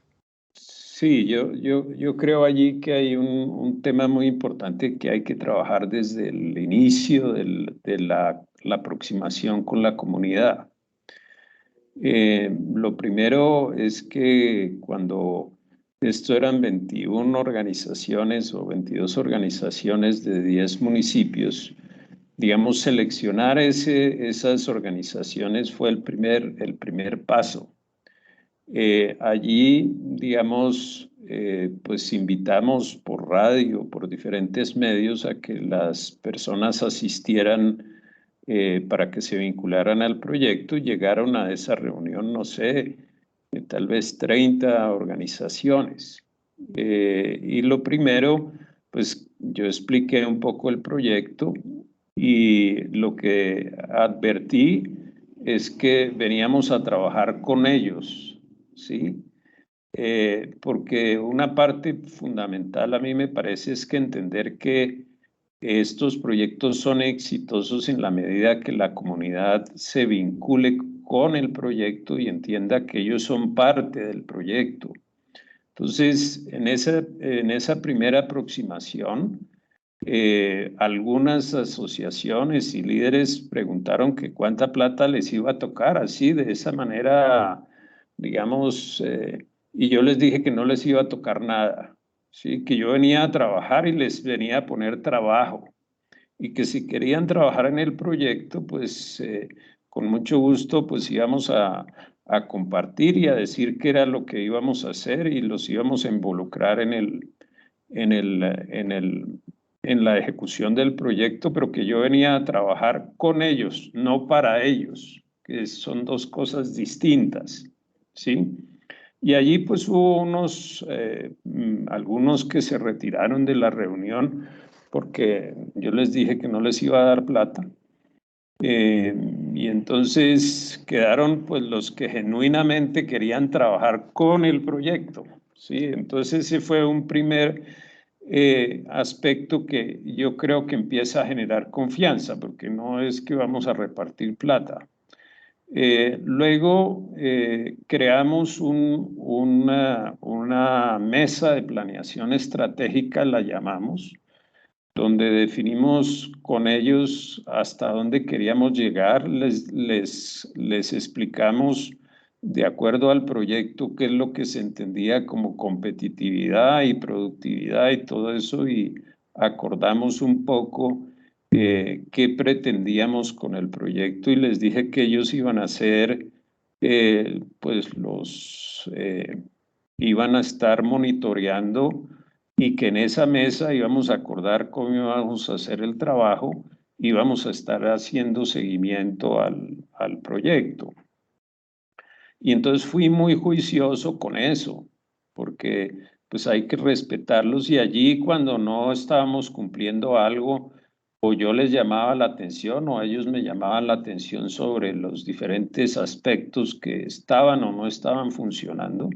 Y entonces, digamos, esa herramienta de esa mesa de planeación estratégica fue muy relevante y la llevamos hasta el final del proyecto. Inclusive la mantuvimos unos meses después de concluidos el proyecto, y yo tengo todavía digamos, un chat con los líderes de la zona donde se tratan algunos temas, pero es un momento muy importante para generar confianza y involucrarlos a ellos. Pero, digamos, me parece que parte de la actitud está en el liderazgo que se le da al proyecto, porque pues el gobierno generalmente estamos acostumbrados a rendirle cuentas es al financiador. Y el financiador lo que nos pide es cuánto nos gastamos, en qué nos gastamos y si cumplimos las actividades. Pero eso no le interesa al productor, ¿sí? Al productor, ¿qué le interesa? Es mejoré o no mejoré mi calidad de vida finalmente, que tiene que ver con el aumento de la producción, si está ganando más o menos plata, si finalmente el objetivo del proyecto es mejorarle la calidad de vida a estas personas. Y entonces, a mi juicio, las instituciones del Estado olvidan cómo se debería evaluar un proyecto, y debe ser por los impactos, no por si uno cumple o no con las actividades, si se gastó o no se gastó la plata. Entonces, digamos que con esa mesa de planeación estratégica, donde los involucramos desde el inicio, pues hicimos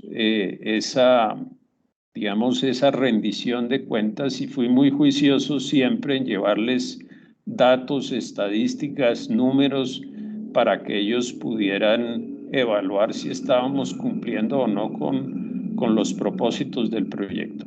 Gracias, Oscar, y un gusto saludarte. Muchas gracias, profesor Juan. Bueno, nos preguntan en el chat, creo que es una pregunta para Lady. ¿La plataforma Valtec es una plataforma de libre acceso o es solo para uso del SENA?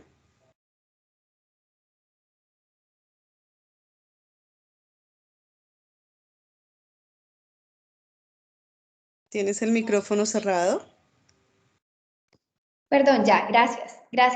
Les estaba diciendo que inicialmente fue validada por los grupos de investigación del SENA, sin embargo está en la red abierta, y en el chat les acabo de dejar el link de la plataforma.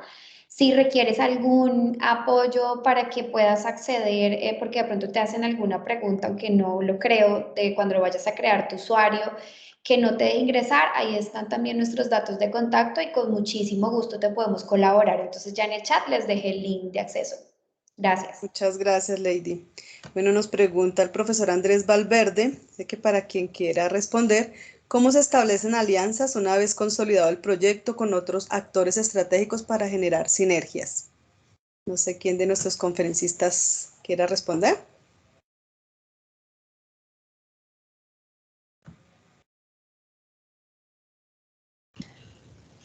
Dale, Lady. Activa tu micrófono, por favor. Vale, otra vez el micrófono. Les iba a decir que para nosotros ha sido valiosísimo trabajar con la comunidad. Creo que ya el doctor de la Universidad Nacional también lo comentó, y es trabajar desde el principio. Muchas veces en estos espacios, cuando se trabajan con comunidades o con el sector productivo, es muy difícil llegar con algo porque ellos piensan que tú se lo estás imponiendo como institución. Y una cosa es que tú llegues como a imponer con un resultado, con una tecnología que tal vez no le interese, a que tú los hagas parte desde el principio en la construcción y que eso realmente resuelva sus necesidades. Entonces, efectivamente, se vuelve muy importante estas alianzas. A nosotros, por ejemplo, como institución también nos ha servido en estos espacios de validación de esos procesos o de esas tecnologías, si es el caso, unirte con pares. La red TI es parte de este ejercicio. La red TI nos permite a nosotros estar vinculados con 16 instituciones de educación superior que hacen proyectos muchas veces también en tu misma región. Ya veían ustedes el caso de la piloto, que está en varios municipios, por ejemplo, de Cundinamarca, y también hacen parte de los municipios de nosotros o que nosotros trabajamos. Entonces, ¿cómo realmente nos articulamos? Para que no repitamos esfuerzos primero, y segundo, porque muchas veces validar estos resultados con los pares se vuelve fundamental, porque unimos fuerzas, unimos esfuerzos y le llegamos realmente a la comunidad como debe ser. A veces la comunidad siente que de todos lados llegan esfuerzos, pero como que no se concretan. Pero a veces es porque nosotros no nos hemos organizado como instituciones y no hemos hecho esa articulación. Así que trabajar con ellos desde el inicio del proyecto es fundamental, y todo el tiempo mientras estás ejecutando el proyecto y ya tienes tu resultado, también aliarte con otras instituciones que te puedan aportar. Gracias. Muchísimas gracias. Creo que el profesor Juan levantó la mano. Sí, no, yo solamente quería pues mencionar que el lograr alianzas una vez se ha estructurado un proyecto no es fácil. Y en estos casos, digamos, yo he manejado dos proyectos, uno donde los beneficiarios formaron parte de la estructuración del proyecto y otros donde se llegó a buscar los beneficiarios porque era la zona donde la gobernación quería, digamos, tener un impacto por las dificultades que se estaban teniendo.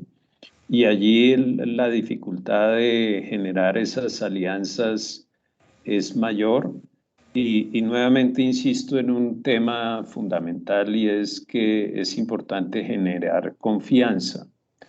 Y la generación de confianza nuevamente no siempre se logra en el primer envión, pero es un proceso que se va construyendo.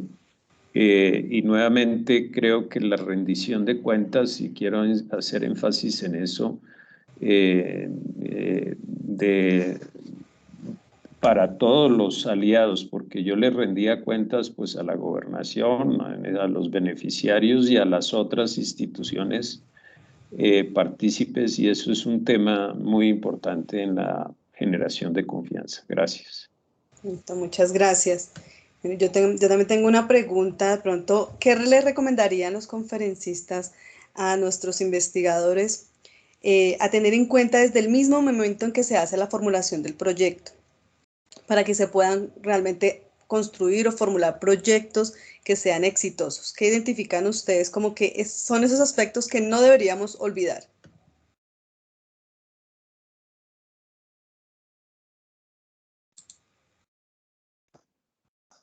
Bueno, como parte de las lecciones aprendidas que dejamos en cada una de nuestras exposiciones que hicimos en estas lecciones aprendidas, pues es que son muchas cosas las que hemos aprendido. Yo pienso que cuando se trabaja con comunidades hay que tener una comunicación siempre, no pensar en no enamorarnos como de esa propuesta que estamos haciendo e irnos solos, sino realmente estar validando.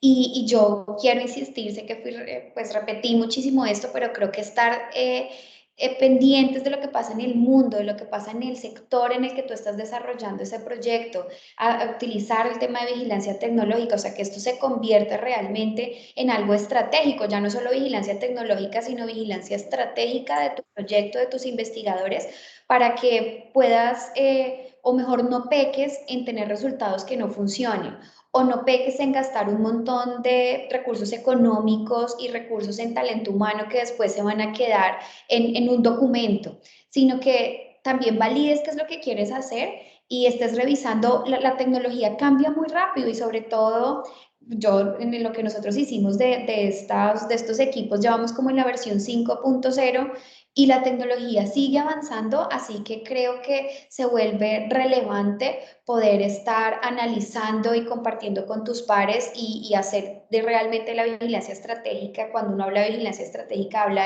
de la comercial y la reversar Alibaba si no se les ocurrió construir algo parecido a lo que estábamos haciendo, si hablamos de tecnología, de las redes, y creo que seguirlos invitando también, que les recomendaría hacer parte de ejercicios como estos que estamos haciendo nosotros desde la red TI, porque socializamos cosas desde todas estas instituciones que son muy valiosas para la construcción de ejercicios y escenarios reales en esos grupos de investigación en la universidad. Esa sería como mi opinión. Gracias. Listo, muchísimas gracias. Le damos la palabra a Paula Ruiz, que tiene la manito levantada. Vale, muchas gracias. Bueno, los saludo. Mi nombre es Paula Andrea Ruiz. Yo trabajo en la División de Desarrollo Tecnológico e Innovación de la Universidad Militar. Nosotros tenemos ya pues una cantidad amplia de patentes, alrededor de 45, pero pues digamos que están más bien acumuladas. Entonces, mi pregunta va digamos, por dos sectores. El primero es que una de las expositoras mencionaba que ellos habían realizado varias validaciones con el usuario en el proceso de investigación. Yo quisiera saber, digamos, de qué manera hicieron esas validaciones específicamente y desde qué etapa empezaron a hacerlas. Y la segunda parte de la pregunta es qué nos recomiendan a nosotros, pues desde la universidad y desde su perspectiva en términos de transferencia, para generar una estrategia y que esas 45 patentes que tenemos, digamos, acumuladas, no se queden ahí, no se queden en un repositorio. Gracias. Sí. Leonardo. Te ayudo con esa, listo. Ahí dices dos cosas bien interesantes que son supremamente importantes, digamos, y es que lo primero, yo creo que esto va desde el principio mismo de la patente, y es antes de que sea una patente, cuando tan solo es un prototipo, ahí ya tiene que tener un grupo de interés. ¿Sí? Si desde ese momento no se le ha hecho una validación en mercado, no se le ha hecho una búsqueda de un posible interesado, de un alguien al que le pueda interesar, y no solo de la necesidad, sino de un alguien que pueda requerirlo, porque a veces pasa que creemos que la solución que planteamos resuelve la necesidad, porque efectivamente hay una necesidad, pero resulta que el usuario final ve la necesidad como un punto a favor, y en teoría no tiene la necesidad, sino que para él no existe, en cuyo caso, pues la tecnología no resuelve ninguna necesidad final. Entonces, digamos que desde ese punto es importante hacer las validaciones frecuentemente para que la patente vaya, o para cuando llegue a ser una patente, digamos, tenga ya un reconocimiento y digamos que haya un grupo de interés del lado de la generación de esa tecnología. Ahora, ese grupo de interés puede volverse incluso cofinanciador o un aliado estratégico para el tema de la protección de la patente. ¿Mm? Entonces, digamos que desde ese punto es importantísimo, desde que es un prototipo, irle haciendo el seguimiento a quién le puede interesar esto y antes de mandarnos a la protección, revisar si efectivamente sí hay un interés en el mercado por la tecnología. En cuanto a lo que dices de las tecnologías que ya están, cuanto antes buscar la salida, o sea, por qué áreas, quién podría estar interesado y empezar a tocar las puertas. Uno a veces ve esos posibles clientes muy lejanos, ¿sí? Y resulta que a veces con tocar la puerta, pues el no ya lo tiene uno, ¿sí? Pero pues no se pierde nada con ir y tocar la puerta y mirar si efectivamente les puede interesar, o al menos que uno tenga la certeza de que, bueno, tenemos una linda patente que tenemos que liberarla porque efectivamente a nadie le interesa. Entonces, dejarla abiertamente para que el resto de la comunidad científica pueda hacer uso de ella. Pero al menos uno ya sabe en qué estado real está la patente. Ahora, eh, puede que otras veces se puedan hacer adaptaciones, se pueda mejorar la patente, sacar derivados y a partir de ahí se puede aprovechar. Entonces yo creo que eso también es una forma, digamos, de entrar a buscar. Ahora, hay que ser muy estratégicos a la hora de buscar quién es el interesado, ¿sí?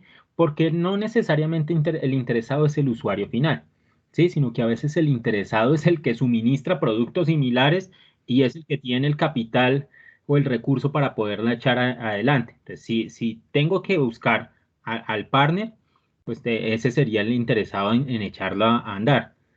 Ahora, dentro de esos escenarios te pueden salir múltiples escenarios que se dan dentro de la cesión de los derechos o dentro de la explotación comercial, como que pueda salir alguien que te diga como, ok, yo estoy interesado en comprarte la patente, pero la intención de comprarla es que nunca salga al mercado. Y en ese escenario, pues van a haber debates de éticos en donde pues, los investigadores tendrán que tomar decisiones. Complementando lo de mi compañero, una recomendación muy alta es que se reconozca realmente la problemática y la problemática de acuerdo al entorno. Entonces,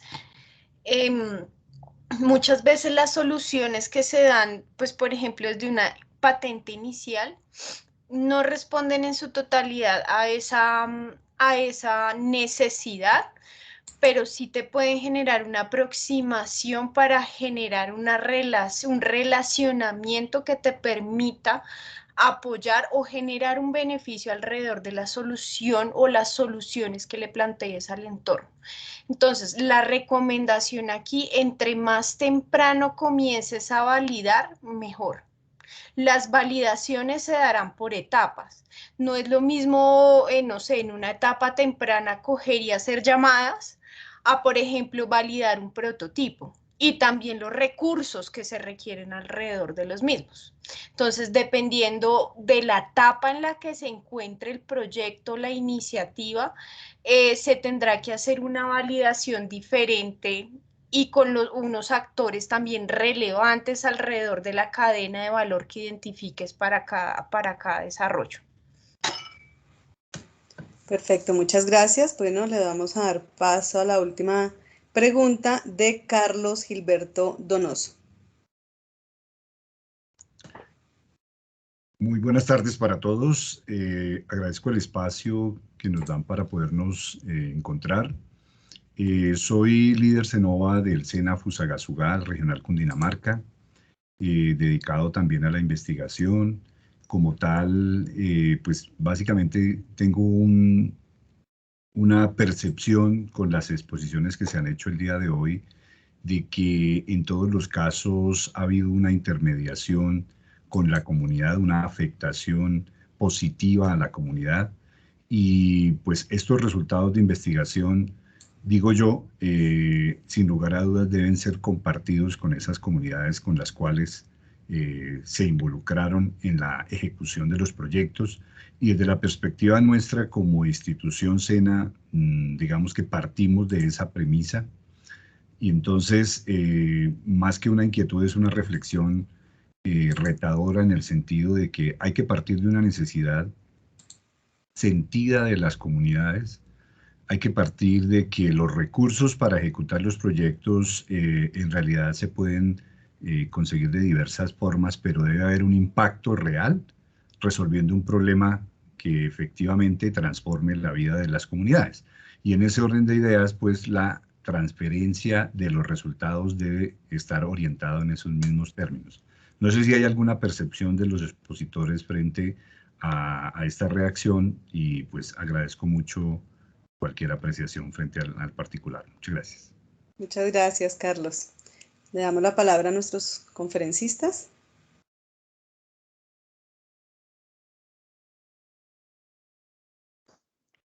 Carlitos, pues un placer saludarte y encontrarnos también en estos escenarios. Ya le doy la palabra al doctor Juan Carulla.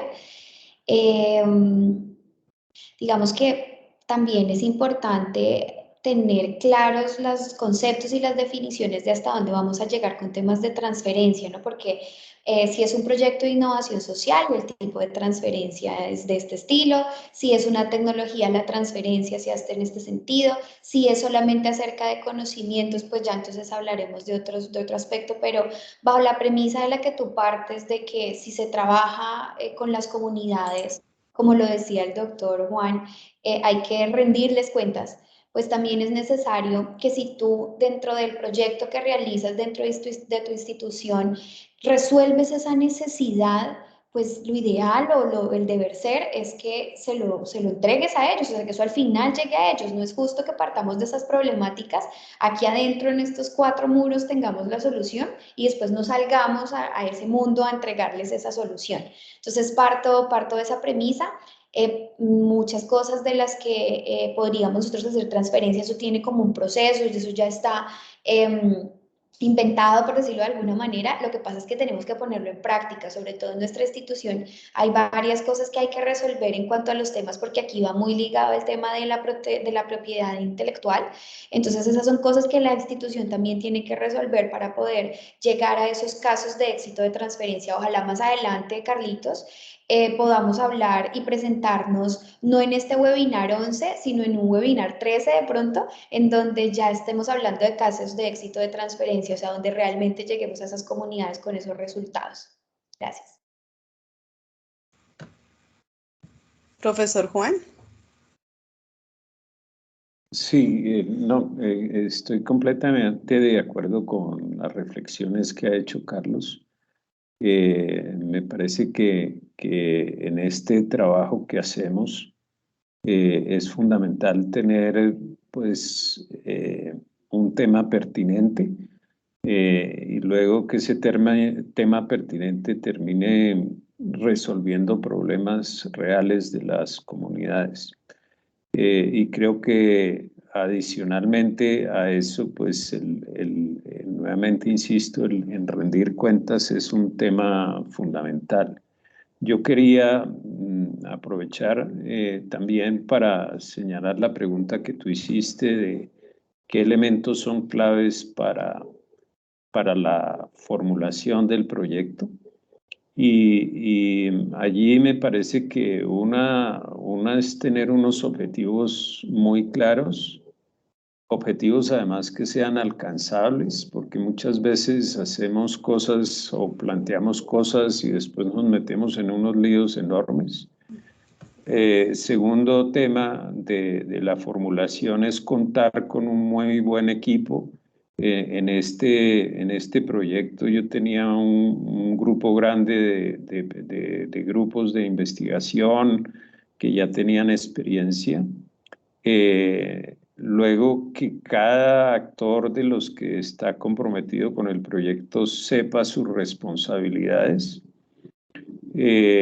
Tercer elemento o cuarto elemento es que hayan, nuevamente insisto, metas a muy corto plazo, a mediano plazo y largo plazo dentro del proyecto para poder hacer un seguimiento y tomar decisiones oportunas si hay algo que no está funcionando. Y obviamente, por lo que ya dijimos, que un proyecto exitoso resuelve problemas realmente que tiene o un usuario, o en este caso una comunidad, es fundamental para que pues, el financiador lo considere. Y finalmente, en este tema de regalías, que son recursos muy importantes, pues uno de los elementos esenciales es mejorar la calidad de la vida de los beneficiarios. Gracias. Muchas gracias. Aida. Vale, ya como para terminar. Para cerrar, sí, ya se nos pasó el tiempo. Solamente la reflexión que hacen sobre las necesidades de las comunidades, de los sectores, de las empresas, pues claramente eso jalona actualmente los temas de los proyectos de ciencia y tecnología. Sin embargo, a veces caemos también en solamente irnos como a las modas, ¿no? Antes era el modelo de oferta, ¿no? Y ahora estamos hablando del modelo de demanda. Yo creo que debe haber una justa medida en la cual pues también la investigación debe ir jalonando temas que posiblemente no siempre se van a ver en nuestro entorno. Algunas realidades ya se pueden resolver con el conocimiento que está público, posiblemente la innovación en nuestro entorno y en nuestros contextos inclusive ya está inventado en otros lados. Es apropiar adecuadamente tecnología, apropiar adecuadamente ese conocimiento que ya otros han podido validar y comprobar. Entonces, tal vez no solamente, o mi reflexión va a que debe haber una justa medida en que podemos ir avanzando al ritmo de la investigación, porque la reflexión también que hacía el doctor Carulla sobre, bueno, ¿por qué pude hacer en una semana y media dedicado tiempo completo a estructurar un proyecto de regalías? Posiblemente por toda esa experiencia que venía acumulando y no necesariamente pues él tenía, digamos, como solamente pensó en la necesidad y ahí mismo se le ocurrió, sino que ya tiene una experiencia de 40 años trabajando con sus grupos de investigación, con los productores, y se iba dando cuenta de esto y sabe que hay cosas que no se han resuelto, pero que ya en la investigación pues conoce alternativas para ir generando unas victorias tempranas. Entonces, pues ese era el comentario adicional que quería hacer. Muchas gracias. Muchas gracias a todos nuestros conferencistas por sus presentaciones, por los casos de éxito que de verdad nos enorgullece a todos los equipos que estamos haciendo parte de este webinar. Bueno, los invitamos nuevamente para que se conecten con nosotros, para que se inscriban al webinar número 12, que será el próximo 27 de octubre. A las 4 de la tarde. Estamos por finalizada nuestra sesión del webinar número 11. Muchas gracias y que tengan una feliz tarde. Gracias. Muchas gracias. Un saludo a todos. Gracias. Gracias. Bien.